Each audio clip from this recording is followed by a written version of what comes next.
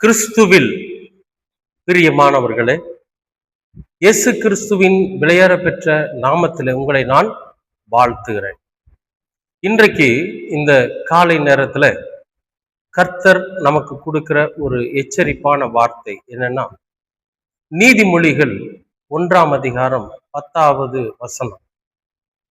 என் மகனே, பாவிகள் உனக்கு நயம் காட்டினாலும் நீ சம்மதியாதே அப்படிங்கிறார். பாவிகள் உனக்கு நயம் காட்டினாலும் நீ சம்மதியாதே அப்படிங்கிறார். அதாவது நமக்கு நல்லா தெரியும், என்ன தெரியும்னா, ஒரு மனிதனை பத்தி நாம முழுமையா அறிஞ்சிருப்போம். இவரு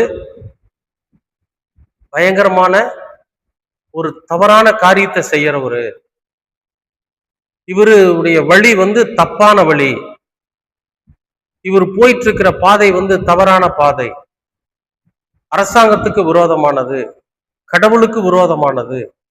ஆனா என்ன பண்ணிட்டு இருக்காரு? நல்ல வசதியா செல்வந்தரா வாழ்ந்துட்டு இருக்கிறாரு. இவர் எப்படி இவருடைய செல்வம் வந்தது, எந்த மாதிரியான காரியங்களை செஞ்சு இவங்கெல்லாம் என்ன பண்ணாங்க, ஒரு உயர்ந்த இடத்துக்கு வந்திருக்கிறாங்க, ஐஸ்வர்யவான்களா வந்திருக்கிறாங்க, பதவியில வந்திருக்கிறாங்க அப்படிங்கிறது தெரியும். இப்ப அவங்க என்ன பண்றாங்க, நம்ம இடத்துல நம்மையும் என்ன பண்றாங்கன்னா அந்த மாதிரியான ஒரு சூழ்நிலைக்கு வரும்படி அழைக்கிறாங்க, நயம் காட்டுறாங்க, நயமான பேச்சு, நய வஞ்சகம்னு சொல்றாங்க இல்லையா, அந்த மாதிரி நயமான பேச்சு. நீ எங்கூட வா,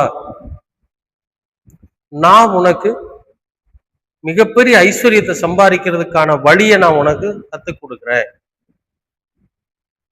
நீ ஒரு நல்ல பதவிக்கு வர்றதுக்கு எந்த வழியை பின்பற்றணுமோ அதை நான் உனக்கு சொல்லித்தரேன். அப்ப இந்த உலகத்துல நாம எப்படியெல்லாம் இருக்கணும் அப்படின்னு கடவுள் நமக்கு சொல்லி கொடுத்திருக்கிறாரோ அதற்கு விரோதமான காரியத்தை அவங்க நமக்கு சொல்லி கொடுப்பாங்க. உலகத்துல சிற்றின்பங்களை குறித்து நமக்கு சொல்லி கொடுப்பாங்க. ஏப்பா, இந்த உலகத்துல நீ இன்னொரு முறை பிறக்கவா போற, ஒரே ஒரு முறை தான் பிறந்திருக்கிறோம், அந்த பிறந்திருக்கிற இந்த வாழ்க்கையை நல்லா வாழுவோமே, ஒரு ஐஸ்வர்யமா வாழலாம், கொஞ்ச நாள் வாழ்ந்தாலும் சந்தோஷமா இருந்துட்டு போகணும், இப்படி எல்லாம் சொல்லுவாங்க. ஏப்ப நான் என்ன இப்ப கெட்டா போயிட்டேன் பாரு, கார் இருக்கு, பங்களா இருக்கு, நான் வான்னு கூப்பிட்டா வர்றதுக்கு 10 பேர் இருக்கிறாங்க, எல்லா வசதியும் எனக்கு இருக்கு. அப்ப நீ சும்மா கடவுள் கடவுள்னு சொல்லிட்டு அவரு கடவுள் வழிகாட்டினாருன்னு சொல்லிட்டு போயிட்டு இருந்தீங்கன்னா நீ வாழ்க்கையில முன்னுக்கு வர முடியாது.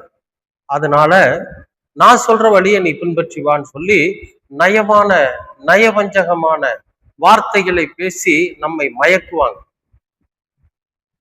ஆண்டவர் சொல்றாரு, அப்படிப்பட்டவர்கள் உன்னிடத்துல பேசுனா நீ சம்மதம் தெரிவிச்சிடாதேங்கிற.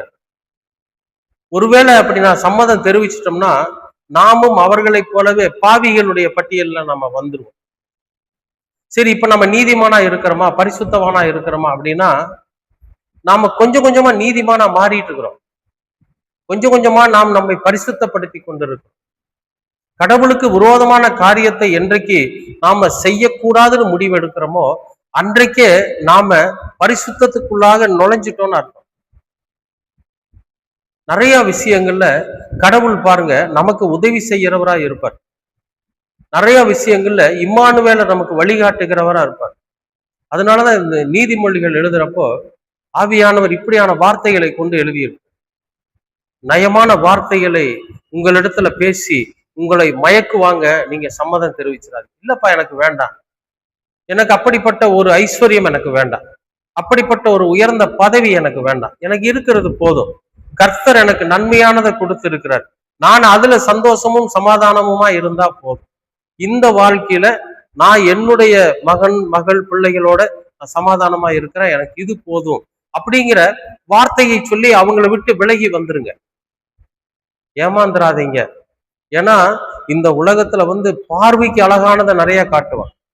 எப்படி ஏவாள் கிட்ட பார்வைக்கு அழகான பழத்தை காட்டி மொத்த மனித சமுதாயமும் மரணத்தை தழுவும்படியா பிசாசு செஞ்சானோ அது மாதிரி கடவுளோட பிள்ளைகிட்ட தான் என்ன பண்ணுவாங்க தெரியுங்களா, நயமான வார்த்தைகளை பேசுவாங்க, நயவஞ்சகமான வார்த்தைகளை பேசுவாங்க.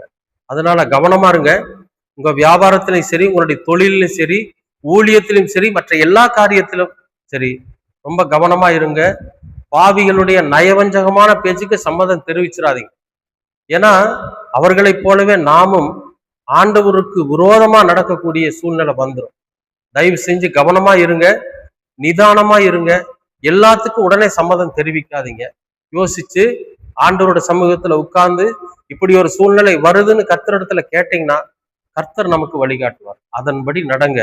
நம்முடைய வாழ்க்கையில சந்தோஷமும் சமாதானமும் நீடித்து நிலைத்திருக்கு. ஆண்டவர் சொல்லாமா, அன்பின் பரலோக பிதாவே உமக்கு ஸ்தோத்திரம். பாவிகளுடைய நயவஞ்சகமான பேச்சை நம்பி நாங்கள் ஏமாந்து போகாதபடி நாங்கள் மிகவும் இந்த உலகத்துல கவனமாய் இருந்து எச்சரிக்கையாய் இருந்து கர்த்தர் எங்களுக்கு காண்பித்து கொடுத்திருக்கிற அந்த வார்த்தைகளின்படி நாங்க எச்சரிக்கையோடு இருந்து எங்களுடைய வாழ்க்கையை வாழ நீங்க கிருபை பாராட்டுங்க. உங்களுடைய இரக்கமும் வசனமும் என்றென்றைக்கும் எங்களை வழி நடத்த இயேசு கிறிஸ்துவின் வழியாய் கேட்கிறோம் நல்ல பிதாவே. ஆமேன், ஆமேன், ஆமேன்.